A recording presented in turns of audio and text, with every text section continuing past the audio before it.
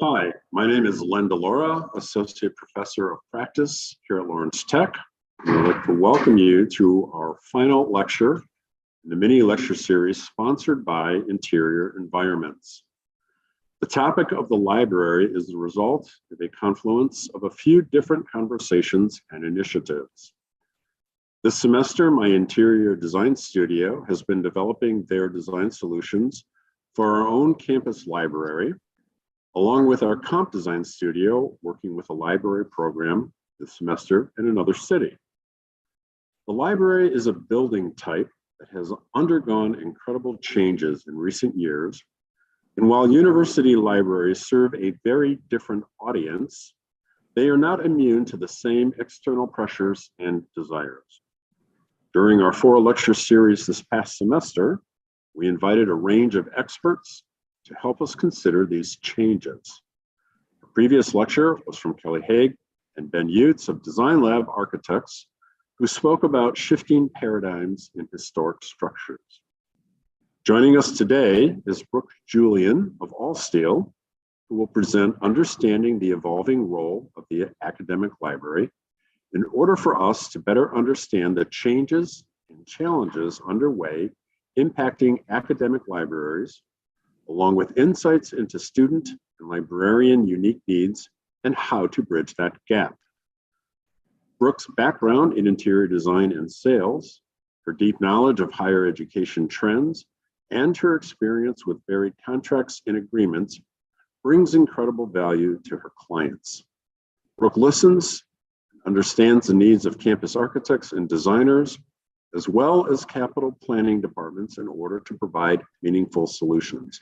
And today, we are fortunate to have Brooke share some of her background and knowledge with us. Brooke, thank you for joining us. Thank you, Len. Thank you for the introduction. Thank you as well to Interior Environments for inviting me, as well as Andrea at LTU. I appreciate the opportunity. So I'm going to go ahead and share screen, and you would think 2 years in, I would be a pro at doing so. So just bear with me here a moment.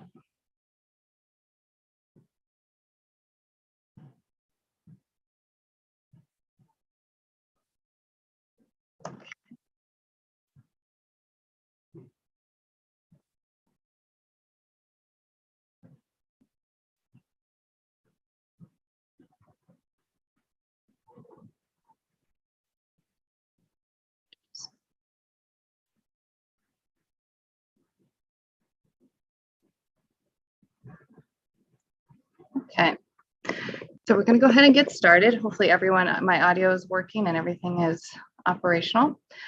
So as Lynn mentioned, I wanted to go ahead and get started and just look at the objectives for today. So we're going to look at the changes and challenges that are underway that are impacting academic libraries, review that student and librarian unique needs, as well as how do we bridge that gap.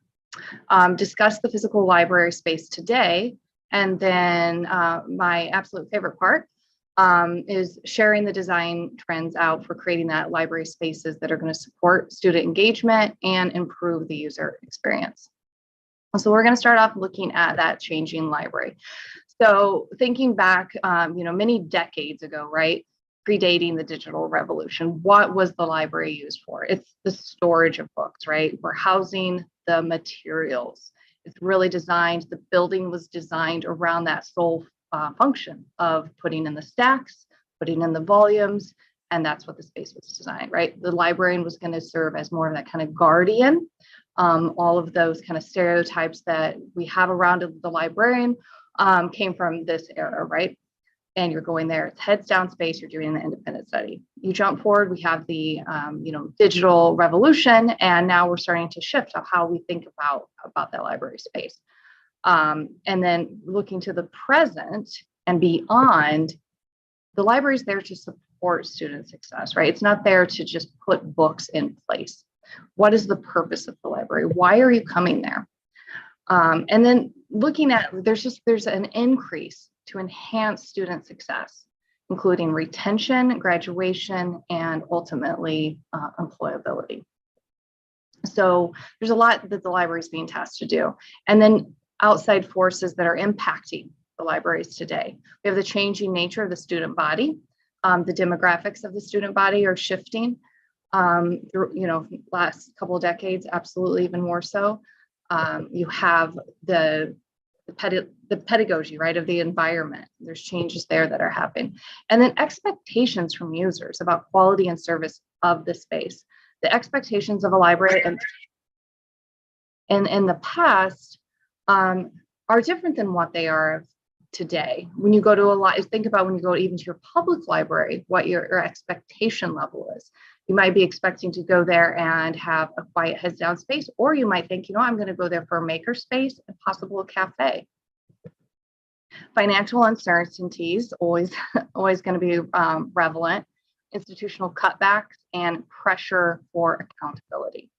And now we also have a new generation of students and researchers that consider themselves very self-sufficient, right? I know how to find the information, and maybe I don't necessarily need an additional resource to do so. So lots of things that are going on at once. The biggest challenge is looking at the library is the impact on student success. How is it being measured? What are the outcomes? Budget restraints, and then low utilization rates of the actual library. So how are we looking at improving student success? So this was a poll here that you can see. Number one, we're going to look at the baccalaureate in that kind of salmon color. So number one's coming in at supporting student success is the most important priority for my library. Maybe if you looked at this 50, 60 years ago, maybe having the space to have the volumes might have been at the top, right? My library collaborates closely with other units to improve the student success. So not just having it being this freestanding kind of building and structure, but we are using this to bring together different disciplines. Maybe that's bringing in engineering with medical and just kind of getting people out of their silos.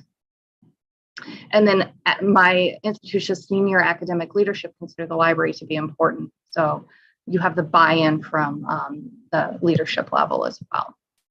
And then clearly articulate how it contributes to student success. So there's metrics around it. And how is that library impacting retention? So you have attraction of the students, and then the next level is retaining them. Because there's definitely between the freshman year and the sophomore year, the student retention rate, you need to look at that. Like, are they leaving higher education? Are they looking at another institution?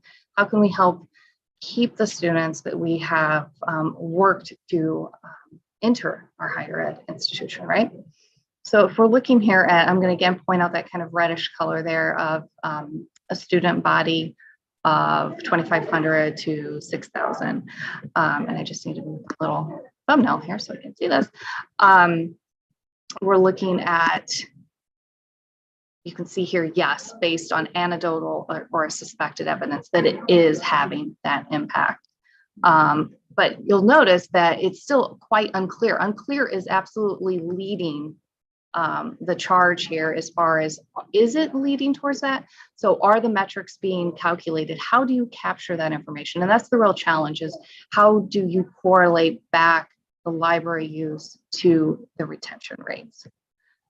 This next research piece here wraps their hands around it in a more tangible way.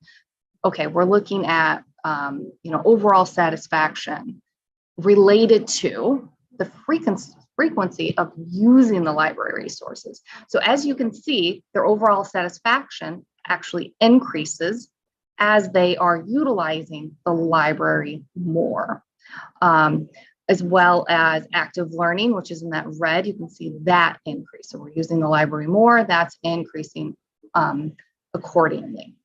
However, if you look at that kind of lighter cyan color there, departure intention, right?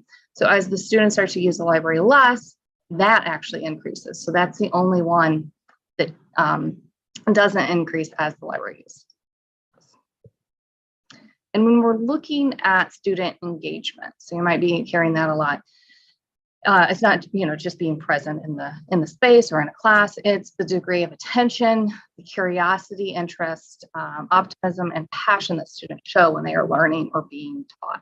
So it extends out to motivation. They have to learn and progress in their education, which is critical. There's a little quiz here, and I'm not sure that we'll be able to truly participate in this due to just the format that this is being shared out. But it is very telling. So if we're looking at the past 5 years, what percentage of academic libraries have had a decrease in funding? So it's quite small, actually, 20%. But you would think it might be a bit higher. However, 60% have flat budgets. So I think we can all relate to this on a personal level as the cost of living increases. However, your salary doesn't. You might as well have decreased funding because you're not going to be able to do the same things with the same amount of money. But same time frame, if we're looking at the staff within a library, how many are being asked to cross-train, do more, provide more with basically less? And that's quite high. That's at 61%. So as you can see, this is, it's a challenge. And where is that money being spent within the library? So today is looking at, accurate versus where would you like to spend it? They're actually quite close. There's not a lot of discrepancy here. So by and large, academic libraries are spending their money, pretty close to where they would like. There's a little bit more of a spread there between facilitate information access. So being able to get the students to the information that they do need. Enable academic success is pretty close. And then still, as you can see here on this chart, coming in at number 3, and still a very critical part of the library's function, is to provide those study spaces. Now, maybe that's not your traditional just table and chairs or study carrels that we've thought of in the past. And then space efficiencies. So typically when I'm presenting this to maybe a director at the library or someone within design at the library, they're like, well, our library is being used. It's absolutely top. We're good. I'm like, okay, well, let's take a pause there and look at how are the rooms, how are the spaces, what are the tables, what do they look like? So as you can see here, it's looking at the number of seats available to be in use. Now, in COVID times, that's going to be different, right? You need to social distance. But if we pull that out, when you think about it, we've got a couple of rooms here that are obviously meant to accommodate way more individuals than actually being used right now. So it's really looking at, okay, so maybe we don't need to provide all of these large meeting rooms per se. We have a 25% rate here. And one of the reasons that is increased informal learning spaces, right? Those are everywhere on campus these days. You've got Res Life, which is nothing like Res Life 20, 25 years ago.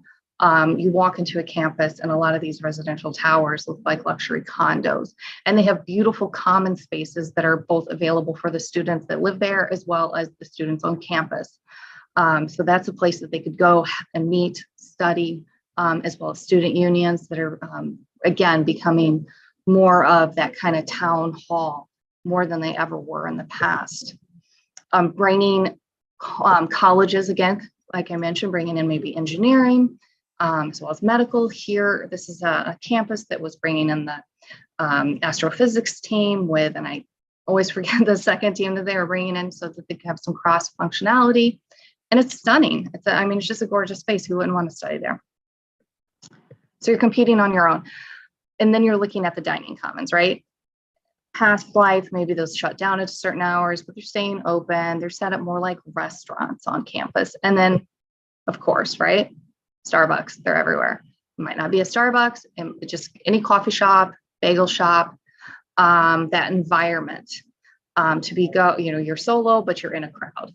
And that's competition for a library space as well. That's competition, if it's not on campus, getting kids or students, I should say, off of campus. And there's studies behind showing when a student stays on campus, the retention levels increase accordingly. So once you've kind of exit the physical space, your mind goes with, right? And now you're in a different space and maybe you're not as focused on the university. And then the challenge is moving forward. So you have a shift from maybe a traditional student, you need to address non-traditional students as well. You have generational differences. And what does that look like? They might have different needs.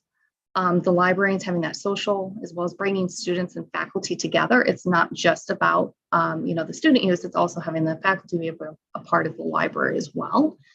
And then you're still providing that individual focus and those heads down spaces that are so important. But in the same, you need to address those group, the collaboration, and they're going to have different functionalities, different needs, different acoustics, and then resources. Accessibility is key. Removing those barriers to content. We're not in the day of I'm the guardian of the books, but I'm the facilitator. And then open access to the staff. If we don't know who they are, do we know who to ask? And now we're going to look through the student lens. This is a fun little slide that I like. And if you're not familiar with Megan Grace, I would say check her out. She's written a few books around Gen Z. So if you're into that sort of generational piece, it's a fun read.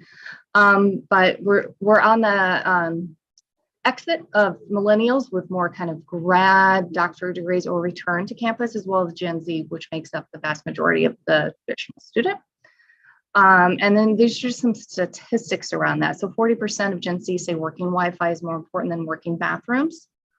So that's something that maybe in the past generations wouldn't have been a conversation, right?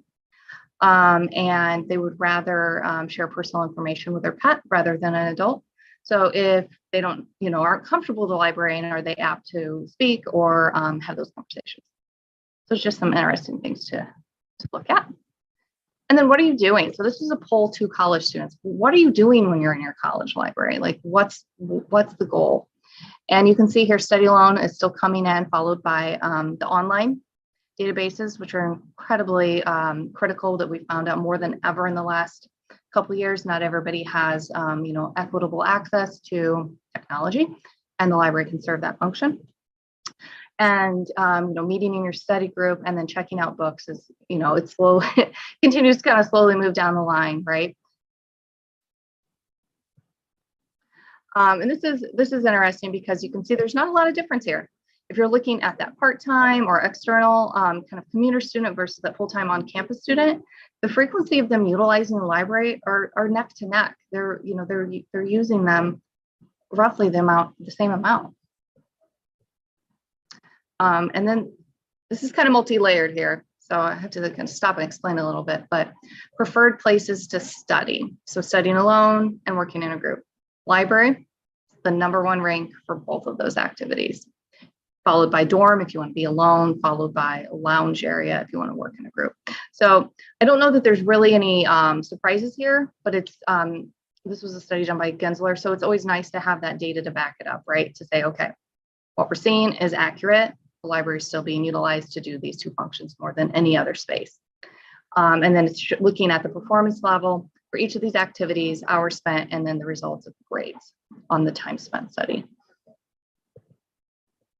Also, this is a little bit more of kind of a, what do you notice in this picture? And so usually when I'm presenting live, okay, what do you see here? Okay, everyone has a laptop, everyone has, they're working, they're at the tables.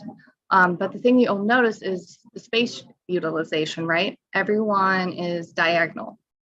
They're at a 4-person table and there's 2 people. So right now you're not going to exceed a 50% utilization.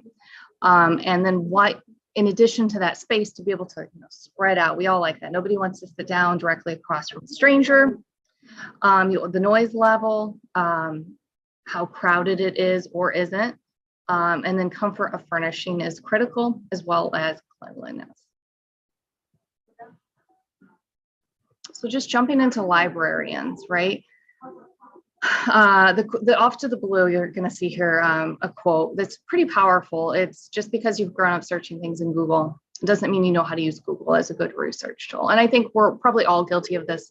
That's where you go, right, to start your research. And maybe that's not the best research that you need or the accurate research. So being able to go to that librarian and have them help you facilitate the information access. Doing that Google search might not be the best path for the information that the student is seeking. And then asking librarians, like, okay, where are the issues? Where's kind of the pain points, if you will?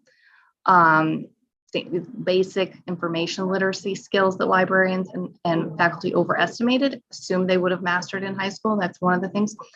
Again, going back to that kind of communication, who you know, recognizing it's rarely asking those librarians for help, even when they need it. So it's kind of like that fear, if you will, like, I don't know this person, I don't necessarily want to walk up, or just, I don't know where they are. And then students are seeking help from sources they know and trust. And if they don't know the librarians, then they might not even know how they could help them. And the role of the librarian has absolutely changed, I think, as we've all experienced. Is, like I said before, you're there, you're the access to the information, but now you're the research expert. And you're partnering with the faculty in this learning process. It's not as siloed. And you're collaborating. Maybe that's collaborating internally on campus within the library, but then also collaborating maybe at a higher level within the community itself. And looking at librarians on libraries, what do they see the future of the roles in the institution? They're the digital curator and the connector. So they're kind of the conduit, right? So they're bringing working with not only with the content, but again, the faculty, and bringing that together. Mixing with emerging, technology is changing every day, as we all know. And how are they helping students navigating that mix of services? And then what is the most important? So the digital resources still is coming in at the top, but collaborative space, you might not have seen that in the past. As well as still maintaining those quiet spaces. And what do they see as the future role? Again, flexible and evolving. I think we have all experienced that in the last couple of years, that you absolutely have to be fluid. I hate to say it, but you have to be able to pivot. And that library space, you probably never would have seen this in the past. It needs to be vibrant, inspiring, and stimulating. The librarians of yesteryear were just the opposite of that. You want it to be maybe more of a calming environment. And having those collaborative spaces, how are they measuring that success? And student engagement is what they're looking at. How much activity are they having with the student body, the learning outcomes, and then their retention, which we know engagement and retention are tied back to each other. And now for the physical space of the library. Some of the challenges we're looking at in the future as well as today is you're needing to create these spaces that are going to facilitate active, learning, knowing that not one size is going to fit all, and then it needs to be flexible and agile. Human-centered design, more important than ever. Social, bringing faculty and staff together. Again, having those individual as well as group spaces, removing that barrier and having that open access to staff. It's a lot of things to do. And so what's getting the most attention right now? So top is public and the bottom is private, and they're pretty neck to neck, as you can see. There's a few discrepancies, but nothing that really stands out. So happy to say, furniture is getting the most attention. I mean, furniture, we all touch it. There's a connectivity. You might not notice the lighting unless it's bad, right? You might not notice the shelving, but there's a tactile component to furniture. You're sitting in it, you're touching the work surface. And so you're going to notice immediately if it's uncomfortable, if it's dirty, if it's, it's not ergonomic to what you need to do. It's not serving its function. You'll immediately notice that. And then there's the shared spaces that are becoming, again, more of commonplace within a library, bringing in a student success center or a learning center, whatever you may call them. Different departments are moving in. I've had libraries where they're taking out so many of the stacks because they're not being utilized, and they're putting in a multi-purpose room that could maybe be a meeting space for the library. It could be an additional class, a guest speaker, community space. So they're really shifting the way that they're looking at how it's being used. And this is what are the supported learning activities that are happening in these new architectural spaces? Collaborative learning and individual study. I mean, you're going to see that in every research that those are your top two spaces. And then again, having those collaborative partnership spaces like a writing center or success center. In the desired features of the library space, so quiet and peaceful, again, to some, for others, it might be that bright, fun, vibrant space. It depends on why are you going to the library today? Are you doing your heads down work, or are you meeting up with your team to do a group project? So your needs are going to be different depending on those activities. But library furniture, good library furniture, very subjective, good library furniture.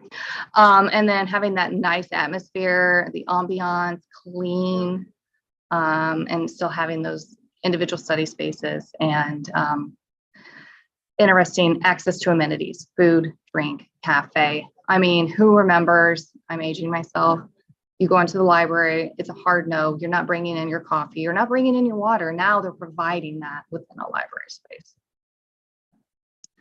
We're going to look at the design trends that we're seeing across the board in academic libraries. We're seeing those lines blurred. It's research, teaching, learning. It's all being blurred. Students and faculty are becoming more specialized, and they're more likely to work in those silos. So it's going to take a little bit of effort to get them out, right?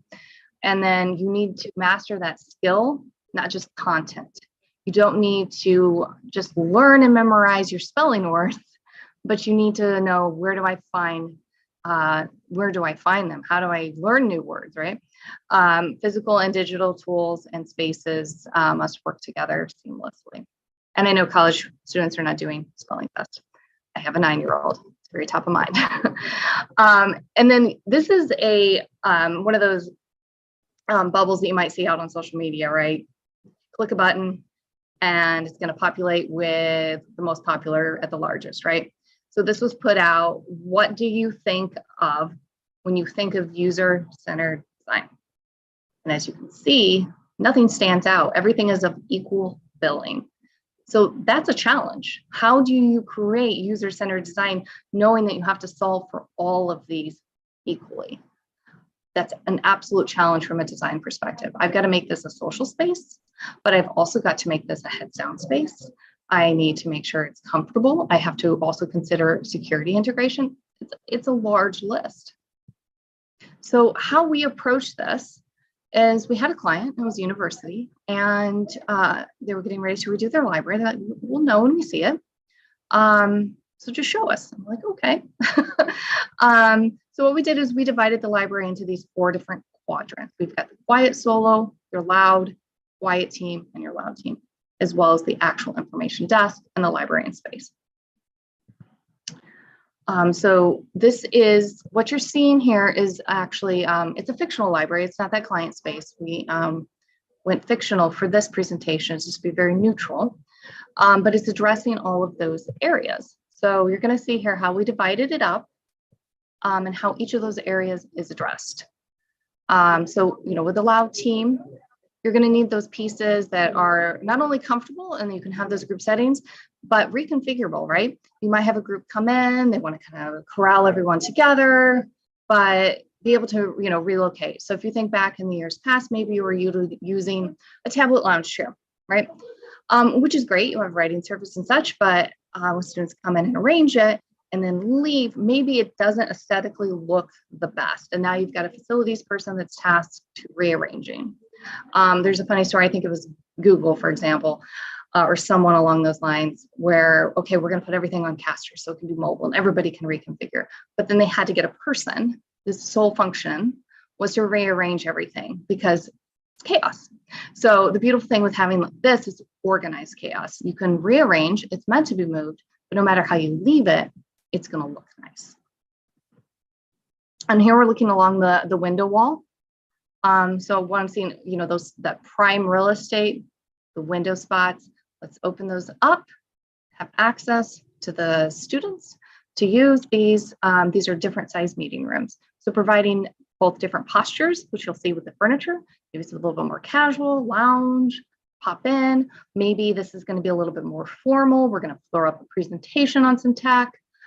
So just having a variety of postures, technology, as well as occupancy. You can see there's a range here, right? We don't need to provide universally 12-seat rooms everywhere. You know, maybe there's a 4-seat that's going to be adequate. It's different functions. So loud team is it's going to accommodate 87. And then loud solo, you'll see it's quite small. This is when you're in the library and you take a phone call, right?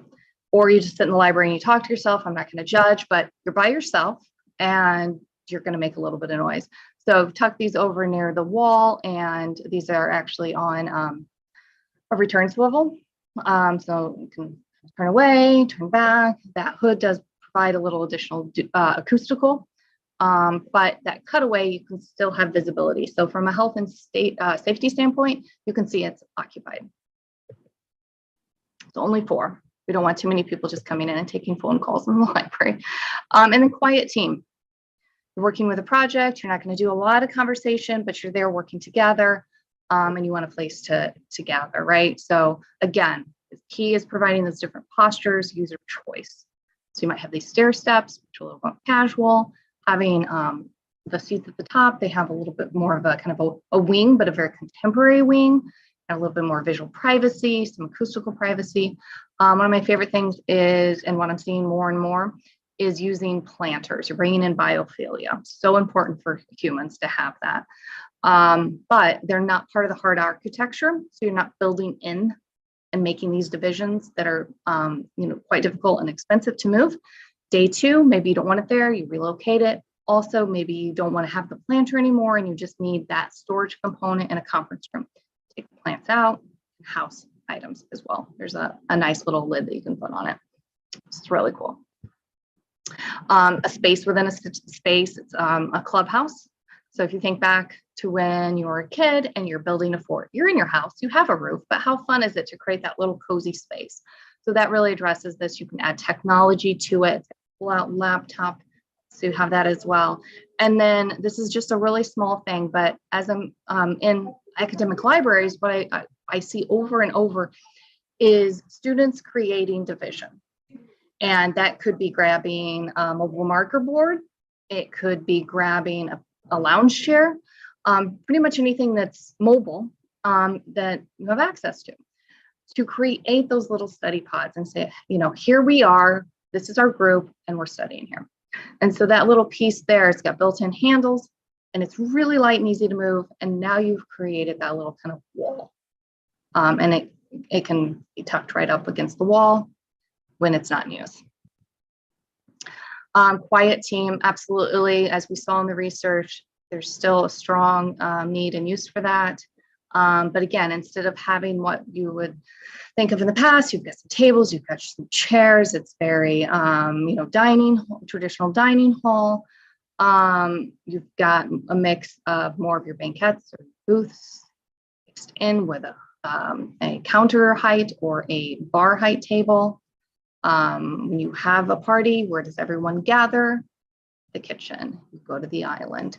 When you go to a restaurant, what do you ask for? You ask for a booth or banquette, right? So they're very comfortable. They create that kind of privacy, but still having, again, open visibility. You can also pull in power and data, because there's one thing, if you think about especially older buildings, not necessarily new construction, is the access to power and data. These buildings were built for books. They were not built for people. The plumbing might not accommodate as many people that are being that are utilizing the library today, and the power and definitely the data are not there. So how do you bring more of that in? So we can pull it through to the base of the furniture. More quiet team, more traditional table and chair, because there's absolutely a need for that. I'm not saying there isn't, just about variety.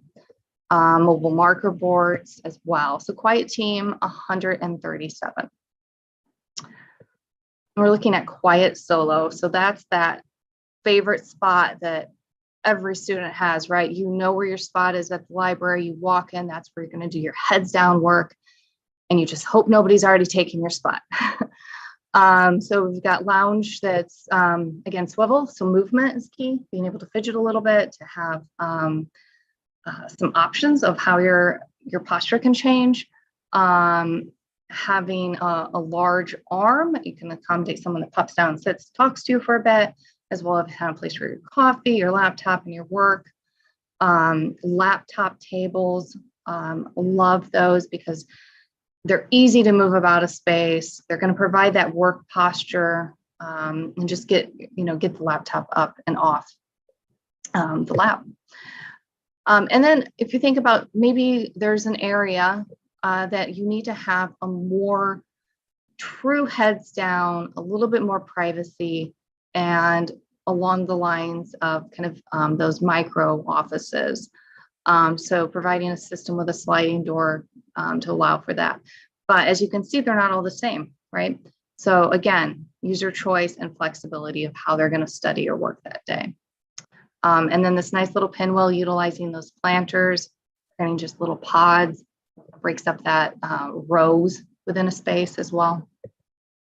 And then, maybe you're providing an area in the library, not only a kind of a study carrel, if you will, but maybe this is a place for, grads or TAs to be able to provide a little bit more additional storage that could lock. I love this layout in the upper, you're going to see here, going back to organized chaos. All of these parts, they work together. They're one system on slide glides, easy to move, multiple configurations, as well as, again, using the planters for biophilia and providing additional seating options. Quiet solo, 117. And then if you look at information gathering, because you absolutely have to, let's not overlook the librarian, quite important. So this is looking at public desk configurations, 3 different, how common they are, and satisfaction, dissatisfaction.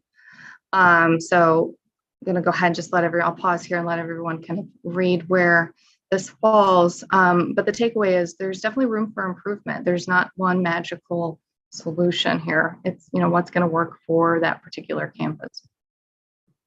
But what is very interesting here is almost 60% of a librarian's private workspace is out of the public eye, tucked away. Think back to the students not feeling comfortable to speak to someone they might not know or not know what the library's function. If they have no visibility, that is going to only, it's going to make it even more difficult, right? 3/4 of librarians have a single private workspace. Almost 3/4 again are offices, and only 9% are open spaces. So again, kind of tucked away, out of sight, out of mind. And then the satisfaction with this as it stands is pretty equally distributed between being satisfied and being dissatisfied with the private space. So what we've done here to kind of solve for that issue that we're seeing universally is let's put the librarians, the staff within the library, so let's put them at the front, at the entrance, right when you walk in, full visibility. We've got glass fronts. I mean, you still have some, privacy. We've created where your monitor is not going to be in direct view as people walk by. And then having a classroom that could obviously it could serve as a multi-purpose. It could serve as, maybe this is where the library staff have their meetings. But everything is right at the front. Every time you go in and out of the library, you're going to have visibility to them. And that's 45, including that additional classroom. So just to recap here, you can see how many, the occupancy, and then how many are allocated for each of those. So what I'm going to do now is going to show some gorgeous renderings, and you can automatically see the difference here of what I just shown and what's current. So these are some additional ideas and thought starters around the library, and just what we're experiencing, seeing, and being asked for, both amongst design firms and the libraries themselves. So creating pavilions, freestanding spaces with the mountable wall. And it's mixed materials, as you can see, with a slat wall as well as glass. And then providing an acoustical. So what you're seeing from the top is actually an acoustical product. And then having more of kind of an individual pod, if you will, with an ottoman. It's got a work surface as well as a small tablet. And here's a variety, again, solving for the acoustics, because we know that's very important, as well as biophilia. And then postures, right? We're looking at here, we've got them, or kitchen counter, bar height, partnered up with kind of a more cozy lounge surrounding, and then some space dividers that both provide acoustics as well as a planter. Great shot here of the cloud that I was referencing early, and this beautiful jetty mod that's that curvilinear piece. And the really great thing is when this was designed, we provide two different postures. So if you think about working from home, or maybe just working from a sofa in general, it's not designed for work. It's designed to lounge. So when you're sitting there for a long period of time, it can be quite uncomfortable. It's not the most ergonomic solution. So there's a work posture. So it's designed specifically to accommodate work being done. We also provide varying table heights for the same purpose, right? A cocktail table, a coffee height table, a lounge table. Maybe those are not appropriate for when you want to, do some additional work. Pinwheel configuration, which is quite clever. You've got the screens, and then you're creating these 4 little nooks. This is a gorgeous aerial shot of that same jetty mod with the serpentine. It's great. So as you can imagine, a large open space, it's a beautiful way to provide a lot of seating, more postures. You've got these little ottomans, move those about, use them where they need them. And then an additional kind of individual pod as well. This is a really nice space. I mean, this could, as I mentioned, if the library space, if there is a need to provide maybe grad area or that TA area, or even it could be overage for like adjunct faculty,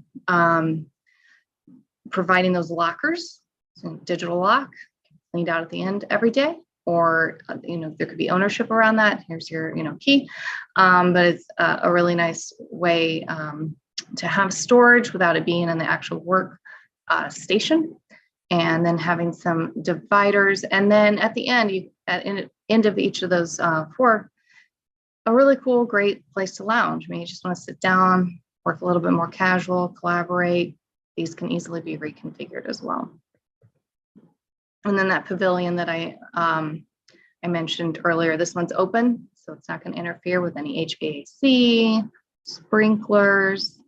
Day 2, you want to relocate it, you can run power up through this as well, providing acoustics, and then just flanking it with the tables and chairs, as well as a really generous booth and additional tables and chairs. Cool little cafe. So if you think about having those coffee shops in the library, how great. You walk into the space, you grab your coffee, you can sit down, a couple different postures available, you can do your individual study, group study. The little arcs that you're seeing are actually an acoustical product as well. So just really clever ways to get acoustics in and serve an additional function other than just acoustics. So that actually concludes the presentation.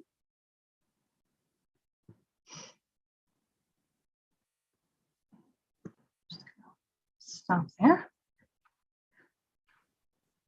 Thank you, Brooke. Thank you. Great information that you shared with us. It's great to see different postures that can taking place inside of libraries, and I really appreciate you sharing all of that with us tonight. So what Absolutely. I'm going to do is open it up, and if we have any questions from the class. I'm sitting in a classroom right now with about 30 students.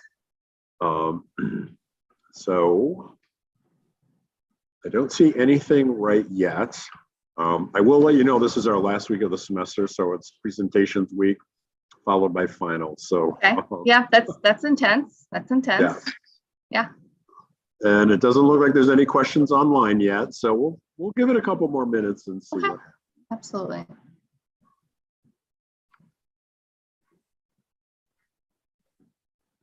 I'm getting a lot of looks, but no questions.